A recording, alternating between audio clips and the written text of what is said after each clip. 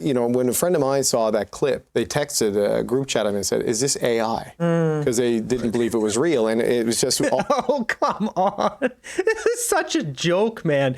They're trying it again. Welcome back to Moose and Loose. My name's David. Today we've got the mainstream media trying to do a hit piece on Pierre, blasting him for his comments on Justin Trudeau. He should have been charged. This whole thing, they're just blowing this up and trying to make him look bad instead of the real problem we have here, a Prime Minister, Mark Carney, who is horribly conflicted with rampant conflicts of interest. Let's jump into this. Pierre Poilievre a couple of days ago making the comments that he thinks Trudeau should have been charged. The RCMP's lack of even looking into the situation, despicable. And here he is clarifying his statements, doubling down as he should be. Justin Trudeau violated Section 121 of the Criminal Code when he accepted a $250,000 vacation from someone who had asked for him to give a $10 million government grant.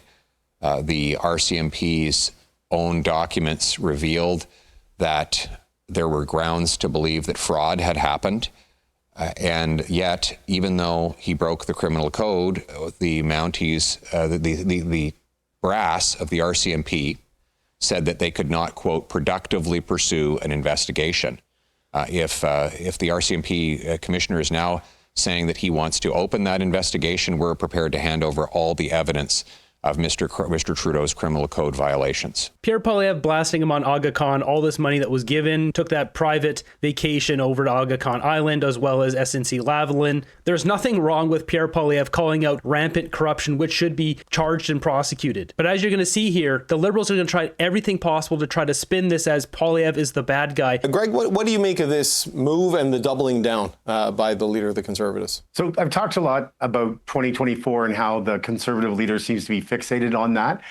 What's the line about rearview mirrors? You know, objects may seem closer than they are. So now we've moved back to 2019 and before. 17. And there's also a little bit of an obsession here with Justin Trudeau. The famous line about his father in the book that Christina McCall wrote was, "He haunts us still." Well, you know, Justin Trudeau still haunts Pierre Poilievre. And look, I'm coming to you from Nova Scotia, where there was a massacre during the pandemic. There's a report on that massacre, and there's a lot of things that the RCMP could have done a lot better. But they're not talking about improving that aspect of the RCMP. He's talking about getting them to do what he wants for his own political gain. And that is hugely problematic. They're also talking about 2019 and his House leader, Andrew Scheer, who ran in an election that year, lost. So they're not just litigating the election of 2025 and sounding butthurt about it.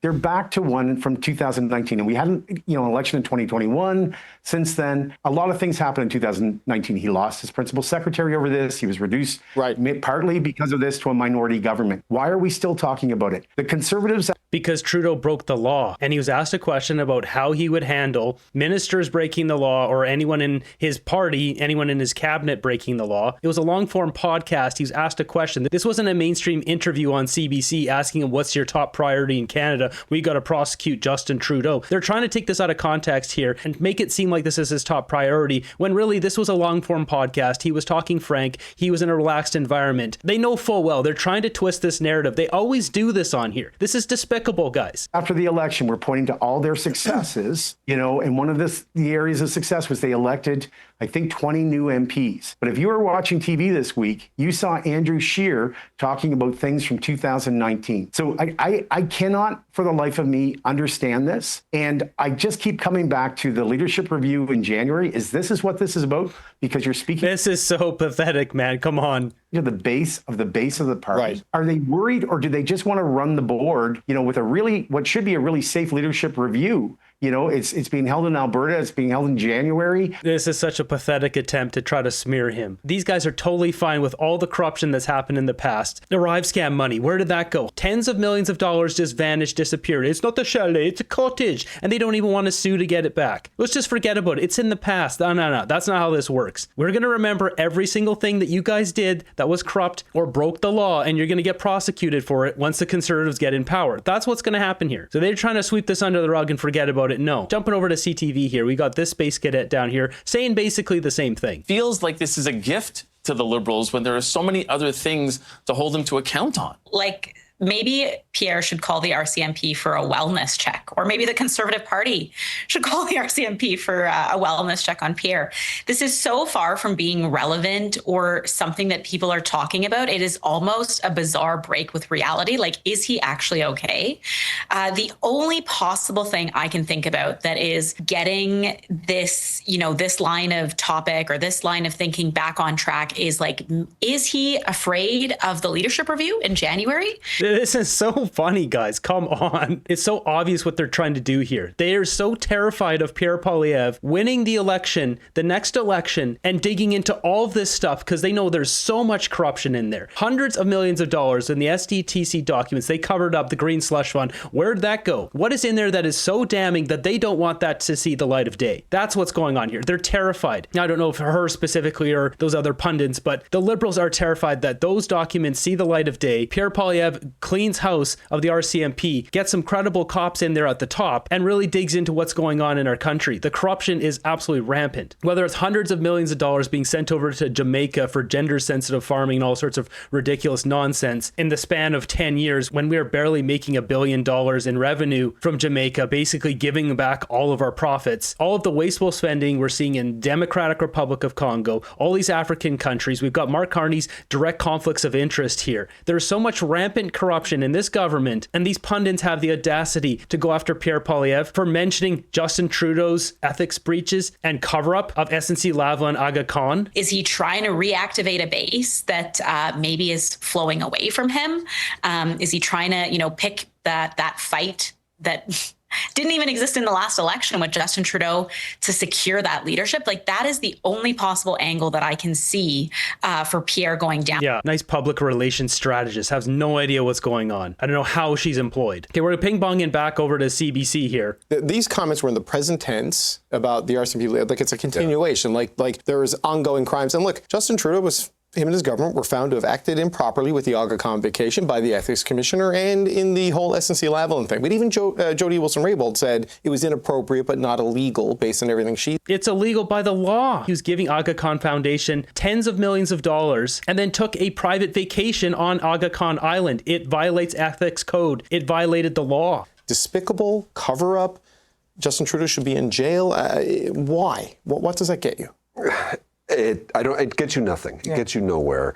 There's no point to be saying this, other than I will take a bit of issue with what Greg said. It's fine to go after previous Liberal governments if you have issue with them and you want to go and hammer on it if you think it's helpful. Well, the bail issue is a good example. After the RCMP and saying what he said is over the top and unnecessary. As Conservatives, we were supposed to be the party that protects institutions and bolsters them and builds them up. Supposed to. Yeah, but if the institutions are corrupt, then you can't protect them like that. This is a ridiculous take. This guy's been having numerous bad takes on CBC for the past many months now. Ever since the election, his takes have been awful. And even just before the election, that's why I noticed it. Halfway through election month there, his takes have been awful. And I think that's why they bring him on. He's a very red conservative, if you want to call him a conservative. Sorry, Fred, not a fan. That is not the case here. It is, what he said was quite egregious. And he's going to pay a price for this in some way. There's people that are looking at this across the board. He's the leader of the opposition, dominating media in the last few days, not in a good way. Yeah. That's not a good thing. Yes, he has I don't agree. There's a reason why Justin Trudeau was voted out. Everyone could see whether it was his immaturity, his constant involvement in scandals, the cover up the SDTC. There was obviously some dirty dealings going on in the government. People can see it. Even the leftists of the left, NDP, saw it. The Liberals saw it. That's why people would not vote for Justin Trudeau. Trying to paint Pierre as a bad guy when he makes this comment during a long form podcast and then paint him as the bad guy. Ridiculous take. Leadership review, and a lot of the people in the party who support him may look at this and be nodding along, but there's going to be some people who are thinking, what in the heck are we doing here? How are we preparing to defeat the Liberals in the next election? If we're talking about this sort of thing and running down the RCMP the way we are, that is not how you win elections in this country. Oh, really? This guy's national campaign advisor for Aaron O'Toole. Aaron O'Toole also a very leftist conservative. And you guys lost. Him sitting here giving tips on how to win is a little rich. So instead of running his mouth on that kind of stuff, he should be commenting on things like this. Good morning, Prime Minister. What's your message to Stellantis? Good morning. I've already given a statement on. The Prime Minister not saying much on camera after Donald Trump got what he wants, with Stellantis moving some Canadian production to the U.S. That's right. Mark Carney saying nothing because why? It helps his stocks. It helps his portfolio in America. Doesn't help Canadians. Doesn't matter to Mark Carney. Why aren't they talking about that? Pierre makes a offhanded comment about Justin Trudeau. He should be charged. And they're just running with it buck wild, trying to hide Mark Carney's failures here. I mean, where he did it, how he's doing it, and why he's doing it. And it all kind of starts to point in a direction of, does he worry that there's a part of the base that he's starting to lose and he needs to sort of get excited about to come out to that leadership convention and to make sure that he has a big number? Do you think that that's the indication here? Could be, but to me, it's just he was amongst friends that believe the same stuff he believes in. So he said those things. That's it right there. He was in a comfortable location, willing to speak freely. It's not some crazy ploy to rally the base. Let's talk about Trudeau and rally the base. This is such a pathetic smear tactic they're trying here. He let his guard down. I don't know if we have come here and said the same things to you, but he did it because he was comfortable, and they believe that stuff, and he believes that stuff, and so they all talk to each other. But that's a flank to go out on. I mean, that's a ledge that you put yourself out on. Yeah. That, you know, and you say you're comfortable. I mean, that doesn't come up normally. It shouldn't. I mean, did they look at the question? He was asked about how he would handle corruption in the government. It was a good question. He gave a good answer. They're trying to make something out of nothing here. And, you know, it's years ago. People have moved on. He's not running again. I mean, Justin Trudeau has moved on, as Mel has also, you know, clearly laid out. I think the problem is that it reminded Canadians one of the reasons why they voted for Mark Carney, which is they were afraid that this guy was a mini Donald Trump, using the same kind of tactics, the same kind of language, the same kind of rhetoric, and now he wants, like Donald Trump, to put his political opponents in jail. And he's calling the police a liberal police. That's what he's doing. Yeah. So I don't know that it's working for him. Maybe it is. Maybe it is for that leadership review. But in the long run, I don't think it's going to help reassure Canadians of why, you know, they were concerned about him in the first place. I don't think Canadians are seeing this and saying, oh, wow, he's changed. Well, no, he hasn't changed. It's the same guy. But if I may. Yeah, you know who hasn't changed is Mark Carney. Still the same globalist banker who wrote a book called Values, calling Western society morally rotten, when really what stinks around here is his rampant conflicts of interest. That's what hasn't changed. What kind of panel do we have here who doesn't seem to care that this guy is so heavily invested in America? By his own admission, has 103 conflicts of interest, and they're crapping on Pierre Poilievre about pointing out Trudeau, who broke the law? Like, this is absurd. This is what they're talking about on our media. They should be talking about why this guy's allowed to be in the office without having to sell all of his stocks, convert them over to GICs, or just sell all of them and give them over to a blind trustee, someone who's neutral, not one of his banker buddies, a true blind trustee who can then reinvest his stuff without his knowledge. Instead, he knows what's in there. Trust me, guys, I don't know what's in there. Meanwhile, they recently brought in a witness to testify that those blind trusts, they don't change. Those managers don't buy and sell the stocks. They usually keep all the stocks the same. Mark Carney knows that. He knows all these stocks are going to stay the same. If he pushes certain sectors or certain individual companies, like we're seeing with the Red Chris mine here, he named this by name during his event, which should break the law. Why is no one talking about that? We don't know. And yet they're not talking about this. Here's the bad guy for pointing out that Justin Trudeau essentially broke the law. I think worth pointing out to Carl's point that if that was a message for the base on that in that YouTube channel, in that interview,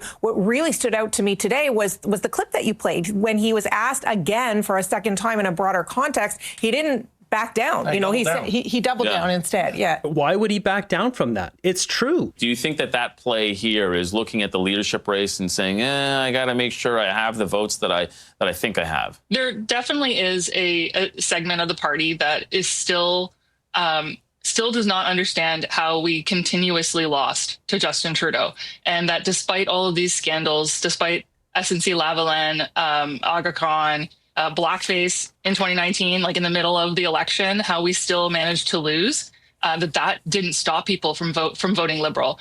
Speaking to that segment of the base is perhaps the strategy here. It is baffling how Trudeau won any of those elections. When it comes down to it, there needs to be an investigation into all of Justin Trudeau's ethics breaches. If he's found guilty, then charge him. This should be swept under the rug. Mel, I just wonder your thoughts of this. I mean, because, you know, the administration of justice, faith in national policing, faith in criminal investigations. When the RCMP says this is a crime, we need to charge them, you should believe it. And when they say there isn't, you should also believe that too, right? In an ideal world, what do you think this does to that whole dynamic? No, the reason why Canadians don't believe this anymore, because there's so many corruptions and scandals. Cycle Capital, SDTC, Arrive scam, Aga Khan, the Randy Bowson fake Indigenous company. We got Elbowgate, Cash for Access fundraiser, We Charity, paying his own family members, his suspicious meetings with China, Chinese gangsters, Paul Jin King. And how many of these have the RCMP investigated and laid charges on? Zero. Goose egg. That's why there's no trust in the RCMP at the highest level anymore. And the problem is all the cops underneath, whether it's RCMP or police officers underneath, get wrapped up in this. When they're not wrapped up in this, it's quite the opposite. They don't like all this stuff going on because they have to deal with the goblins, goons, and gangsters on a daily basis and have to put their lives on the line for the policies of the Liberal Party of Canada. It's the RCMP at the top level that seem to be the personal protective shield of a Liberal Prime Minister. I kind of have three thoughts when I hear him talk like that. The first one is really dangerous and rhetoric divisive, right? Your point in doing this is to pit people against each other. And what's weird about it is we saw police associations across the country line up with Pierre in the last election. So to hear him disparage RCMP officers is I find strange. And no, it's not strange because Pierre Poilievre is fighting for the police officers. It's the RCMP at the highest level that seem to be willing to do all of Mark Carney and Justin Trudeau's bidding. Doesn't matter what they'll do, they'll cover it up, clean it up, no problem. This take is awful. She's trying to wrap in all of the police officers with just the highest group of the RCMP. Institution that we should be very careful to not bias in any way. I find that strange. The second is desperate. It feels desperate in you've got a leadership coming up and you are literally trying everything that Canadians rejected in the last election to... What's desperate is Jagmeet Singh trying to get a pension and screwing over Canadian taxpayers just to do it. That's desperate. Jagmeet Singh is one of the weakest men in Canadian history. Your party, by the way, and not only did she work for Jagmeet Singh, she was the communication lead for Jagmeet Singh. This is a guy, when questioned about losing his own riding, laughed it off and said there's no way he's going to lose his riding. He came in third place.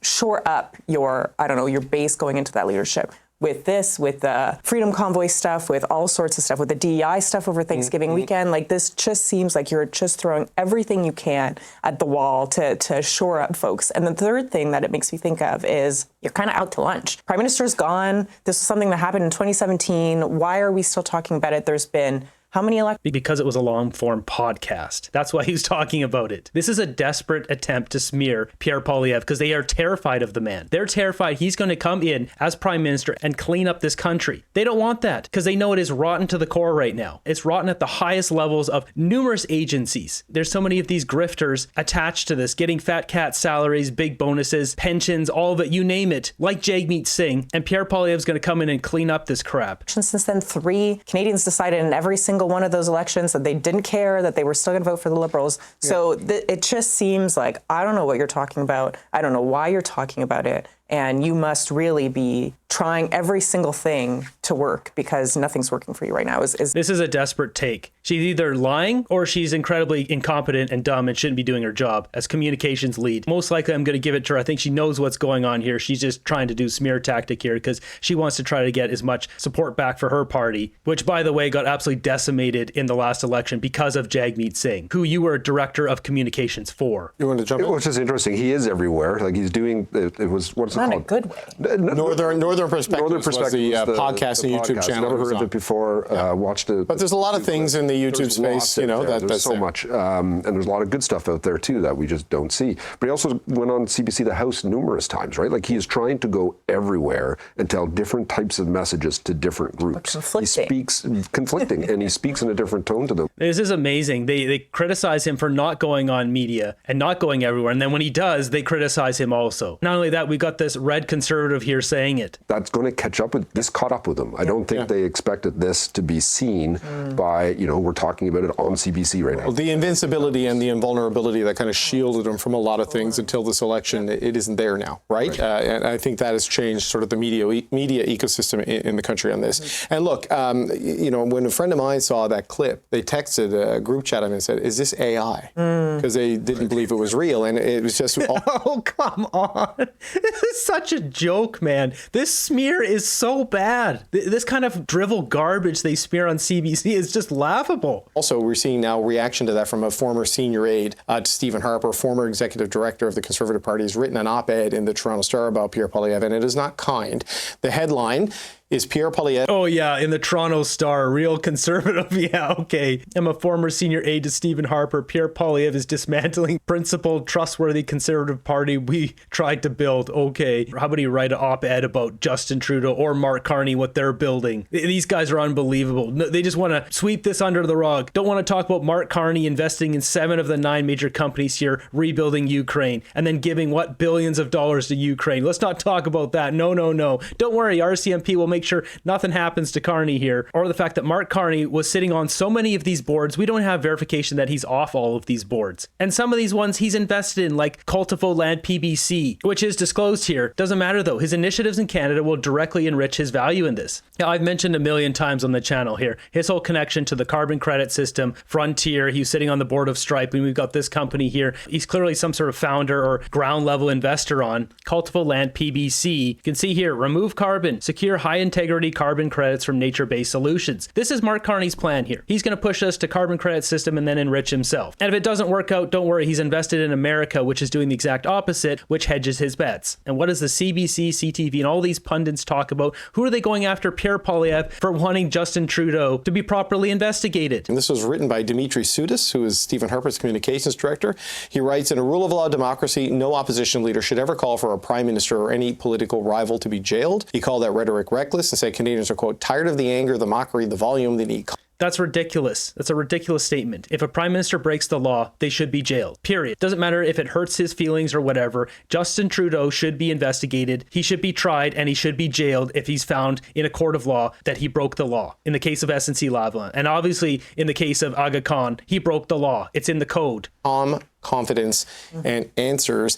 And Greg, the other thing that I thought was interesting from what Dimitri wrote is he said, months after losing the federal election, Poilievre seems not to have learned the lessons of his electoral defeat. I mean, what does it say to you that someone like Dimitri Soudis, who was right there in the Harper PMO, is coming out with a shot like this? They do everything possible to discredit Stephen Harper, but then when they need him or anyone in his cabinet, they'll pull them out of the woodworks, they'll stick them on the Toronto Star, and suddenly they're a credible source. This is so ridiculous. They do this stuff every time. It's incredibly significant, but the truth hurts.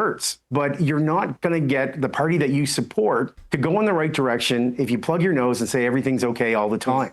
Oh, really? Is everything going to be okay? Is it okay if Mark Carney does this Lockheed Martin missile deal for the M142 high mobility rocket system here for $2.44 billion when he's invested in Lockheed Martin? Is that okay? These guys are such losers. If you squeeze the integrity out of all these fools and put it in a jar, there would be nothing in there. There just seems to be this huge grievance factor, along with the fact that they cannot get over that they lost the election, and they're not going to talk about why they lost the election.